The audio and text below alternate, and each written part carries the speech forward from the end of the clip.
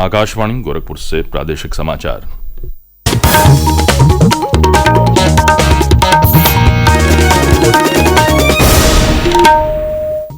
नमस्कार। समाचार बुलेटिन के साथ मैं विकास राय। पहले मुख्य समाचार। प्रदेश के 2 शिक्षकों सहित 82 शिक्षकों को राष्ट्रपति के हाथों मिला राष्ट्रीय शिक्षक पुरस्कार। मुख्यमंत्री योगी आदित्यनाथ ने 54 शिक्षकों को राज्य अध्यापक पुरस्कार से किया सम्मानित। मुख्यमंत्री ने किया आह्वान, ट्रेड यूनियन का हिस्सा न बने शिक्षक। गोरखपुर वन प्रभाग के कैंपियरगंज में आज एशिया के पहले राज्य गिद्ध संरक्षण केंद्र का उद्घाटन करेंगे मुख्यमंत्री योगी आदित्यनाथ। गोरखपुर में एक अन्य कार्यक्रम के दौरान करेंगे 634 करोड़ 66 लाख रुपए की विकास परियोजनाओं का लोकार्पण और शिलान्यास। केंद्रीय सशस्त्र पुलिस बल में सिपाही के 39,000 से अधिक पदों पर होगी भर्ती। कर्मचारी चयन आयोग की वेबसाइट पर अभ्यर्थी कर सकेंगे 14 अक्टूबर तक ऑनलाइन आवेदन। और मथुरा के बरसाना स्थित राधा रानी मंदिर में विश्वविख्यात राधाष्टमी की तैयारियां तेज। 10 और 11 सितंबर को होगा भव्य कार्यक्रम।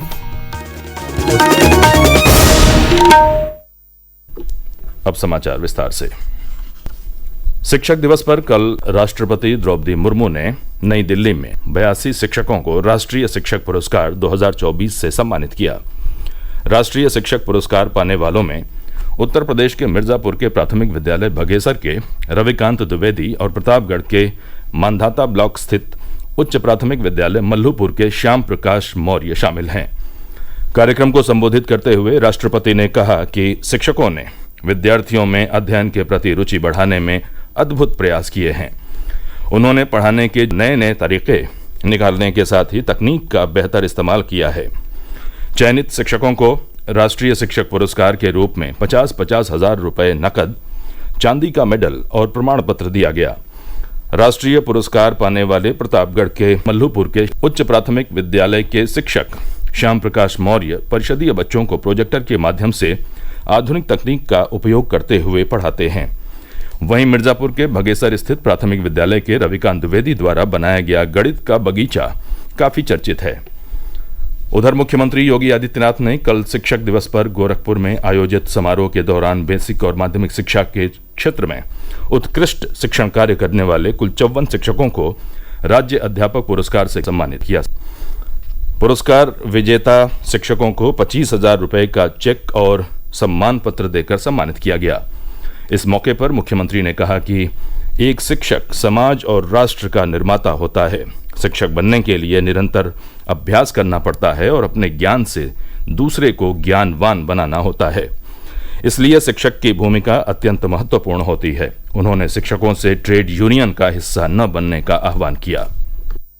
एक शिक्षक ट्रेड यूनियन का पार्ट नहीं हो सकता और नहीं बनना चाहिए। शिक्षक की गरिमा के प्रतिकूल है और मुझे लगता है जब भी आप अपने आप को ट्रेड यूनियन बनाने का प्रयास करेंगे, आप अपने सम्मान के साथ स्वयं खिलवाड़ कर रहे हैं। अपनी मांग को रखना लोकतांत्रिक तरीके से, अपनी बात को ज्ञापन के माध्यम से आप भेज सकते हैं। आज तो डिजिटल माध्यम है, आप सीधे उसके लिए मेल करिए, आप डिजिटल माध्यम से अपने मैसेज भेजिए। आप अपना ज्ञापन समय आने पर 2, 4, 5 लोगों को भेज करके मुख्यमंत्री के पास, संबंधित विभाग के मंत्री के पास, संबंधित विभाग के प्रमुख सचिव या प्रमुख सचिव के पास भेजिए। आपका वो ज्ञापन आदेश होगा, आपका वह ज्ञापन भीख नहीं होगी। और शिक्षक को आज के समय में इस प्रकार की भीख मांगना अच्छा नहीं, और आपको उसके लिए अपने आप को तैयार करना। मुख्यमंत्री योगी आदित्यनाथ आज गोरखपुर वन प्रभाग के कैंपियरगंज रेंज में बने राजगिद्ध जटायु संरक्षण और प्रजनन केंद्र का उद्घाटन करेंगे। विलुप्त प्रजाति के जीवों में शामिल राजगिद्धों के संरक्षण के लिए बनाया गया ये एशिया का पहला केंद्र है। अब तक इस केंद्र पर 5 राजगिद्ध लाए जा चुके हैं। जटायु संरक्षण केंद्र का उद्घाटन करने के बाद मुख्यमंत्री ग्राम पंचायत सोनबरसा में आयोजित कार्यक्रम में शामिल होंगे, जहां वे 634 करोड़ 66 लाख रुपए की विकास परियोजनाओं का लोकार्पण और शिलान्यास करेंगे। इन परियोजनाओं में रेल ओवरब्रिज, 4 लेन सड़क, स्मार्ट स्कूल, स्मार्ट पंचायत भवन और नए थाने का निर्माण शामिल है। गोरखपुर में बने पूर्वी उत्तर प्रदेश के पहले सैनिक स्कूल का लोकार्पण कल उपराष्ट्रपति जगदीप धनखड़ करेंगे। इस अवसर पर राज्यपाल आनंदीबेन पटेल और मुख्यमंत्री योगी आदित्यनाथ भी उपस्थित रहेंगे। सैनिक स्कूल की स्थापना गोरखपुर के खाद कारखाना परिसर में की गई है और 1 जुलाई से यहां कक्षाओं का संचालन भी शुरू हो चुका है। सैनिक स्कूल के लोकार्पण समारोह को लेकर मुख्यमंत्री योगी आदित्यनाथ ने कल शाम कार्यक्रम स्थल पर पहुंचकर तैयारियों का जायजा लिया और जरूरी दिशा निर्देश दिए। मुख्यमंत्री योगी आदित्यनाथ ने कल अयोध्या के रामसेवकपुरम में स्वामी रामनाथ मंदिर का उद्घाटन किया और मंदिर के गर्भगृह में भगवान शिव की पूजा अर्चना की। इस मौके पर मुख्यमंत्री ने कहा कि ये मंदिर प्रधानमंत्री नरेंद्र मोदी के एक भारत श्रेष्ठ भारत के सपने को साकार करने में एक अहम भूमिका निभाएगा। मुख्यमंत्री अयोध्या में सिंघल फाउंडेशन के बैनर तले आयोजित भारत आत्मा अशोक सिंघल वेद पुरस्कार वितरण समारोह में भी शामिल हुए। प्रादेशिक समाचार आप आकाशवाणी गोरखपुर से सुन रहे हैं। ये समाचार बुलेटिन हमारे YouTube channel AIR news Gorakhpur और X हैंडल AIR न्यूज_GKP पर भी उपलब्ध है। कर्मचारी चयन आयोग ने केंद्रीय सशस्त्र पुलिस बल CAPF SSF में सिपाही और असम राइफल्स में राइफलमैन तथा नारकोटिक्स कंट्रोल ब्यूरो में सिपाही परीक्षा 2025 के लिए ऑनलाइन आवेदन प्रक्रिया शुरू कर दी है। इस प्रक्रिया के जरिए अर्धसैनिक बलों में सिपाही के 39,481 पदों पर भर्ती होगी। इसके लिए कर्मचारी चयन आयोग की वेबसाइट पर 14 अक्टूबर तक ऑनलाइन आवेदन किए जा सकेंगे। ऑनलाइन परीक्षा जनवरी और फरवरी 2025 में संभावित है। रक्षा मंत्री राजनाथ सिंह ने कल देश के रक्षा बलों के शीर्ष कमांडरों से रूस यूक्रेन युद्ध, इजरायल हमास संघर्ष और बांग्लादेश की वर्तमान स्थिति का विश्लेषण करने और अप्रत्याशित घटनाओं से निपटने के लिए तैयार रहने का आह्वान किया। रक्षा मंत्री ने शीर्ष स्तरीय सैन्य नेतृत्व बैठक के दूसरे और अंतिम दिन लखनऊ में प्रथम संयुक्त कमांडरों के सम्मेलन की अध्यक्षता करते हुए कहा कि भारत एक शांतिप्रिय राष्ट्र है और शांति बनाए रखने के लिए सशस्त्र बलों को युद्ध के लिए तैयार रहना चाहिए। रक्षा मंत्री ने राष्ट्रीय हितों की रक्षा और आत्मनिर्भर भारत के दृष्टिकोण को आगे बढ़ाने में सशस्त्र बलों के अमूल्य योगदान की सराहना की। दिल्ली में कल केंद्रीय उद्योग संवर्धन और आंतरिक व्यापार विभाग की ओर से आयोजित उद्योग समागम में उत्तर प्रदेश को व्यापार और नागरिक केंद्रित सुधार क्षेत्र में शीर्ष उपलब्धि हासिल करने वाला राज्य घोषित किया गया। इस उपलब्धि के लिए समागम में केंद्रीय वाणिज्य और उद्योग मंत्री पीयूष गोयल ने प्रदेश के औद्योगिक विकास मंत्री नंद गोपाल गुप्ता नंदी को पुरस्कृत किया।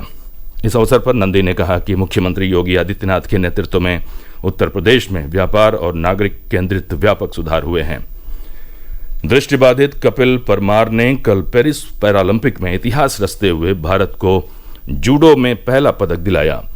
कपिल ने ब्राजील के खिलाड़ी को एक तरफा मुकाबले में पराजित कर कांस्य पदक जीता।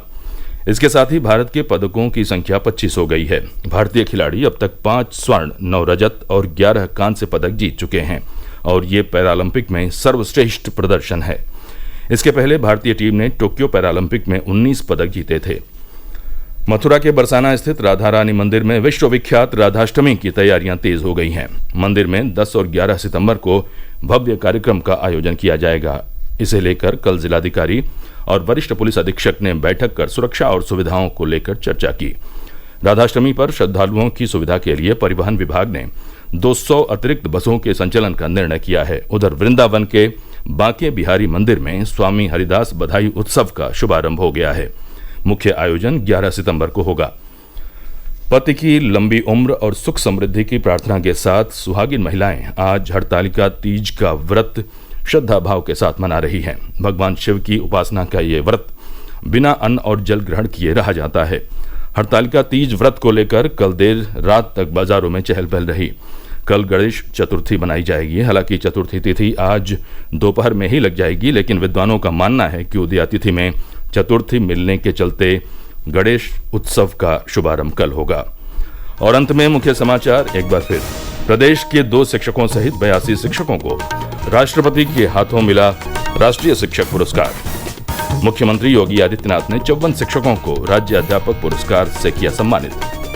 मुख्यमंत्री ने किया आह्वान, ट्रेड यूनियन का हिस्सा न बने शिक्षक। गोरखपुर वन प्रभाग के कैंपियरगंज में आज एशिया के पहले राज्य गिद्ध संरक्षण केंद्र का उद्घाटन करेंगे मुख्यमंत्री योगी आदित्यनाथ। गोरखपुर में एक अन्य कार्यक्रम के दौरान करेंगे 634 करोड़ 66 लाख रुपए की विकास परियोजनाओं का लोकार्पण और शिलान्यास।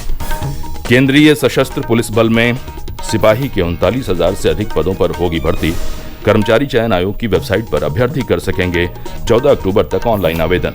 और मथुरा के बरसाना स्थित राधा रानी मंदिर में विश्वविख्यात राधाष्टमी की तैयारियां तेज। 10 और 11 सितंबर को होगा भव्य कार्यक्रम। समाचार समाप्त हुए। नमस्कार।